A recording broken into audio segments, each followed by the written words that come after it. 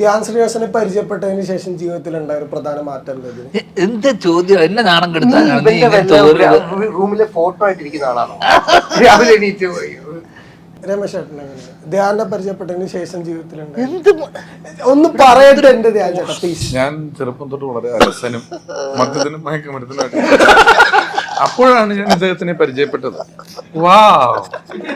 എന്റെ ജീവിതം ആകെ മാറി. ഇപ്പോൾ നോക്കൂ, എന്റെ കീഴിൽ എത്രയോ ജോലിക്കാർ, മാസം ലക്ഷക്കണക്കിന് വരുമാനം, മാത്രം ഒരു മുട്ടുവേദന, അത് പമ്പ കിടന്നു. അത് സീരിയസ് ആയിട്ട് മോട്ടിവേഷൻ മ്യൂസിക് വെച്ച് വരരുത്. ഞാൻ എന്നെ പരിചയപ്പെട്ടിട്ട് എന്റെ ജീവിതത്തിലുണ്ട് ശിവനാര സ്വാമി വിവേകാനന്ദനോ ഇവനെ പരിചയപ്പെട്ടിട്ട് ഞാൻ പറഞ്ഞതല്ലേ ഇവരോട് ആരാധനയില്ല, ശത്രുതയാ. എന്നോട് എന്തെങ്കിലും നമുക്കൊരാളെ അയാളെ പറ്റി നല്ലത് പറഞ്ഞാൽ 10 ദിവസം അടുപ്പിച്ച് ഇവൻ മുത്ത ചക്കര 10 ദിവസം ഇവൻ എന്ന് പറയും. എന്നാലും ജീവിതത്തിൽ 1.5 പുറത്തിൽ കവി അത് ഉപന്യസിക്കുക. അവന് വേണ്ടി ഞാൻ ക്ഷമ ചോദിക്കുക.